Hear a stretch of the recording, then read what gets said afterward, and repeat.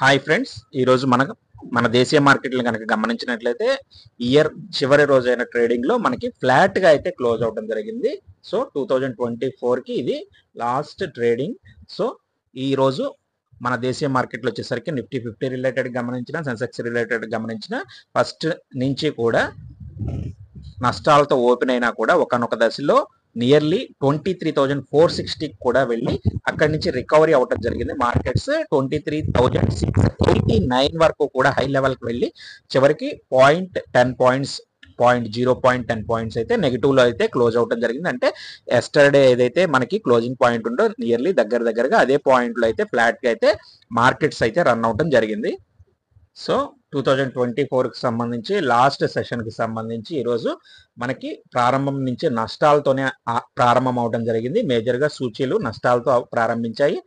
మేజర్గా వచ్చేసరికి 77,784 పాయింట్లతో సెన్సెక్స్ అలాగే 102 పాయింట్స్తో నష్టపోయి ప్రారంభం అవడం జరిగింది. 23,542 వద్ద అయితే నిఫ్టీ రిలేటెడ్గా అయితే ఐటీ షేర్లు అత్యధికంగా 2% వరకు నష్టాల్లో ట్రేడ్ అయినాయి. కీలకమైన బ్యాంక్, ఫైనాన్స్, ఆటో, ఎఫ్ఎంసీజీ రంగాలపై కూడా మేజర్గా అమ్మకాల ప్రెజర్ అయితే కనపడటం జరిగింది. క్లోజింగ్ వచ్చేసరికి చివరిగా సెన్సెక్స్ రిలేటెడ్గా 109 పాయింట్స్ అయితే నష్టపోయి 78,139 పాయింట్ల వద్ద, అలాగే నిఫ్టీ 0.10 పాయింట్స్ నష్టపోయి 23,644 వద్ద అయితే స్థిరపడటం జరిగింది. ఐటీ షేర్లు అత్యధికంగా 1.14% అయితే నష్టపోవడం జరిగింది. Metal, pharma, PSU banks, oil and gas షేర్లకు ఈ ఏడాది కొత్త ఏడాదికి ముందుగా కొనుగోళ్ల మద్దతు అయితే లభించడం జరిగింది. అంటే రేపు 2025 ప్రారంభించే సమయానికి, అంటే నెక్స్ట్ స్ట్రాటజిక్ గా నెక్స్ట్ ట్రేడింగ్ వచ్చే ముందు మేజర్ గా గమనించినట్లయితే మెటల్ కి, pharma, PSU banks, oil and gas షేర్లకు అయితే ఈరోజు కొనుగోళ్ల మద్దతు పూర్తిగా లభించడం జరిగింది. సో ఈరోజు టాప్ గెయినర్స్ లో BEL, ONGC, Kotak bank, Trent, coal India so nearly 2.8%, 2.73%, 2.54%, 2.22 and 1.72% తో కోల్ ఇండియా టాప్ గెయినర్స్ గా ఉండడం జరిగింది. అలాగే Adani enterprises, tech Mahindra, TCS, Infosys IT షేర్లన్నీ నష్టాల్లో క్లోజ్ అయినాయి కాబట్టి మేజర్గా ఐటీ షేర్లే ఉన్నాయి. అలాగే ఎస్బీఐ లైఫ్ రిలేటెడ్గా 0.92% అయితే లాస్ అవడం జరిగింది. సో ఫ్రెండ్స్, వివరాల్లోకి వెళ్లే ముందు అందరికీ అడ్వాన్స్గా హ్యాపీ న్యూ ఇయర్. ఛానల్ని సబ్స్క్రైబ్ చేయండి, వీడియోని షేర్ చేయండి, లైక్ చేయండి. సెక్టోరల్ వైజ్ కనుక మనం ఇండెక్సెస్ని గమనించినట్లయితే ఈరోజు సెక్టోరియల్ వైజ్ ఇండెక్సెస్ లో బ్యాంక్ రకంగా నిఫ్టీ బ్యాంక్ లో 92 పాయింట్స్ నెగిటివ్ లో, ఆటో వచ్చేసరికి 65.75, మేజర్ గా ఎఫ్ఎంసీజీ రిలేటెడ్ గా 181 పాయింట్స్ అయితే బిగ్ పాజిటివ్ కనపడింది. మేజర్ కాంట్రిబ్యూషన్ నెగిటివ్ లో ఐటీ వచ్చేసరికి 633 పాయింట్స్ అయితే నెగిటివ్ గా క్లోజ్ అవడం జరిగింది. ఫార్మా రిలేటెడ్ గా 171 పాయింట్స్, అలాగే కన్జ్యూమర్ డ్యూరబుల్స్ రిలేటెడ్ గా 170, అలాగే ఆయిల్ అండ్ గ్యాస్ రిలేటెడ్ గా 113 పాయింట్స్ అయితే గ్రీన్ లో క్లోజ్ అవడం జరిగింది. రిమైనింగ్ ఆల్ సెక్టార్స్ మనకి స్లైట్ గా రెడ్ అండ్ గ్రీన్ లో అయితే క్లోజ్ అవడం జరిగింది ఈరోజు సెషన్ లో. సో ఈరోజు ఎఫ్ఐస్ అండ్ డిఐస్ డేటాను కనుక గమనించినట్లయితే ఈరోజు ఎఫ్ఐస్ వచ్చేసరికి 5,950 కోట్లు బై సైడ్ ఉంటే నియర్లీ 10,595 క్రోర్స్ నెగిటివ్ సైడ్ అయితే ఉండటం జరిగింది. సో చివరిలో మార్కెట్లో రికవరీ జరిగినా కూడా ఎఫ్ఐస్ రిలేటెడ్ గా ఇన్వెస్ట్మెంట్ అనేది ఇండియన్ మార్కెట్స్ లోంచి నియర్లీ 4,645 క్రోర్స్ అయితే బయటకు వెళ్ళిపోవడం జరిగింది. అలాగే డిఐస్ అయితే దీన్ని భర్తీ చేయడం జరిగింది. 4,546 క్రోర్స్ అయితే సెల్ సైడ్ అయితే 9,000 క్రోర్స్, అలాగే బై సైడ్ 13,550 క్రోర్స్ డిఐస్ అయితే మన మార్కెట్స్ ని ఆ 4,546 క్రోర్స్ తో అయితే భర్తీ చేయడం జరిగింది. ఆర్బీఐ ఫైనాన్షియల్ స్టెబిలిటీ రిపోర్ట్ ప్రకారం మనకి ఇక్కడ గ్లోబల్ ఎకనామిక్, రాజకీయంగా ఆర్థిక విధాన అనిశ్చితి నుండి బలమైన ఎదురుగాలను అయితే ఎదుర్కొంటుందని, స్థితిస్థాపకతను ప్రదర్శిస్తుందని సంజయ్ మల్హోత్రా రిలేటెడ్ గా అయితే చెప్పడం జరుగుతుంది. మేజర్గా మధ్యకాల గ్లోబల్ ఎకనామిక్ అవుట్లుక్ ప్రతికూల ప్రమాదాలతో సవాలుగా ఉంటుందని, ఈ రిస్కులను మెటీరియలైజ్ అయితే ఆర్థిక వ్యవస్థల స్థితిస్థాపకతను పరీక్షించవచ్చని కూడా తెలియజేయడం జరిగింది. భారతదేశంలోని ఆర్థిక రంగ నియంత్రకాలు సంస్కరణలు తీవ్రతరం చేస్తున్నారు.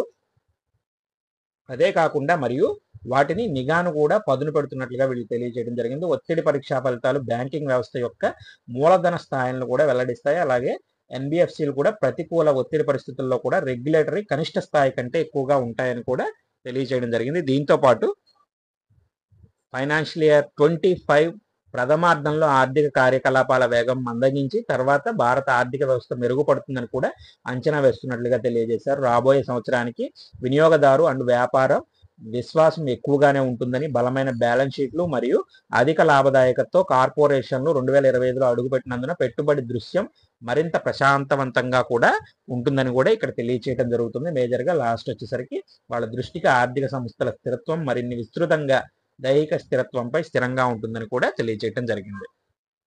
నెక్స్ట్ వచ్చేసరికి అదాని గ్రీన్ ఎనర్జీ రిలేటెడ్ గా కంపెనీ సిఇఓ పదవి నుంచి అయితే అమిత్ సింగ్ వైదొలగనున్నట్లుగా అయితే మెన్షన్ చేయడం జరిగింది. అమిత్ సింగ్ వచ్చేసరికి మార్చి 31, 2025 అదాని గ్రూప్ లో విభిన్న నాయకత్వ పాత్రకు మారతారు అనే నెక్స్ట్ దానికైతే మారటం జరుగుతుంది అనేది తెలియజేశారు. ప్రస్తుతం అదాని గ్రూప్ కి చెందిన ఇంటర్నేషనల్ ఎనర్జీ బిజినెస్ కు సిఇఓగా ఉన్న ఆశిష్ ఖన్నా కంపెనీ కొత్త సిఇఓగా బాధ్యతలు స్వీకరించున్నారు. సో అమిత్ సింగ్ వచ్చేసరికి మార్చి 31, 2025తో ఆ పదవి నుంచి అయితే వైదొలిగి ఆ పదవికి కొత్తగా వచ్చి ఇంటర్నేషనల్ ఎనర్జీ బిజినెస్ గా సిఇఓగా ఉన్న ఆశిష్ ఖన్నా అయితే ఎన్నుకోవడం జరుగుతుంది. ఈయన వచ్చేసరికి ఏప్రిల్ 1, 2025 నుంచి అయితే ఆ పోస్ట్ లో అయితే భర్తీ చేయనున్నట్లుగా తెలియజేశారు. పవర్ గ్రిడ్ రిలేటెడ్ గా గమనిస్తే కనుక కంపెనీ 4 SPVS లో 26% వాటానైతే PJN VITకి అయితే 506 crores కి బదిలీ చేస్తున్నట్లుగా అయితే వీళ్ళు అప్డేట్ అయితే ఫైలింగ్స్ కి ఇవ్వడం జరిగింది. గెయిల్ రిలేటెడ్ గా మాట్లాడుకుంటే యుఎస్ గ్యాస్ ధరలు 52 వీక్స్ గరిష్టానికి అయితే చేరుకోవడంతో యుఎస్ లో ఒక రకంగా కూల్ వాతావరణ దృక్పథంతో కారణంగా సమీప నెలల్లో ధరలు పెరిగే ఛాన్స్ ఉంటుంది. అలాగే ఇంక్రీజ్ కూడా అయింది. శీతాకాలం ఇటువంటి అస్థిరత సాధారణంగా యూరోపియన్ గ్యాస్ ధరల్లో ఎలాంటి మార్పు లేదు. గెయిల్ కు అధిక ధరలు స్వల్పకాలిక ప్రతికూలంగా అయితే ఉంటాయి. ఇది ఇప్పటికీ యుఎస్ గ్యాస్ కాంట్రాక్టింగ్ కలిగి ఉండవచ్చు అని తెరిచి ఉండవచ్చు అని కూడా పూర్తిగా హెడ్జ్ చేయబడుతోంది. సో ప్రభావం చాలా తక్కువగా ఉంటుందని మరియు ప్రధానంగా కేవలం 1 నెలకు పరిమితం చేయబడుతుందని అంచనా వేయబడుతుంది. అలాగే 70% కంటే ఎక్కువ కాంట్రాక్టులు ఇప్పటికే బ్యాక్ టు బ్యాక్ కాంట్రాక్టులపై విక్రయించబడ్డాయని కూడా తెలియజేయడం జరిగింది. నెక్స్ట్ వచ్చేసరికి Ather energy related Ather electric related గా అయితే ఐపీఓకి సెబీ ఆమోదించింది. అలాగే ఐపీఓ వచ్చేసరికి 3100 crores వరకు విలువైన షేర్లను 2.2 కోట్ల షేర్లను ఓఎఫ్ఎస్ ఆఫర్ ఫర్ సేల్ వరకు తాజా ఇష్యూ ఉంటుందని కూడా వెల్లడించడం జరుగుతోంది. నెక్స్ట్ వచ్చేసరికి ఐటీడీ సిమెంటైజేషన్ ఇండియా లిమిటెడ్ రిలేటెడ్ గా అయితే బద్వన్ పోర్ట్ కోసం 1648 crores వర్క్ అయితే విన్ అయినట్టుగా వీళ్ళు ఫైలింగ్స్ కి అయితే అప్డేట్ అయితే ఇవ్వడం జరిగింది. కేపీ గ్రీన్ ఇంజనీరింగ్ రిలేటెడ్ గా గమనిస్తే కనుక కంపెనీ 166 crores విలువైన ఆర్డర్ అయితే గెలుచుకున్నట్లుగా ఫైలింగ్స్ కి అయితే అప్డేట్ అయితే ఇవ్వడం జరిగింది.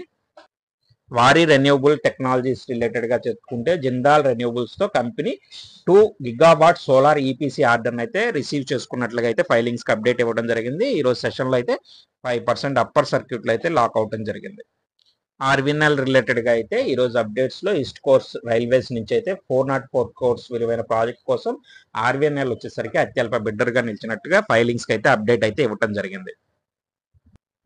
సో ఫ్రెండ్స్, ఈ వివరాలు మీకు ఉపయోగపడినట్లయితే ఛానల్ని సబ్స్క్రైబ్ చేయండి, వీడియోని షేర్ చేయండి, లైక్ చేయండి.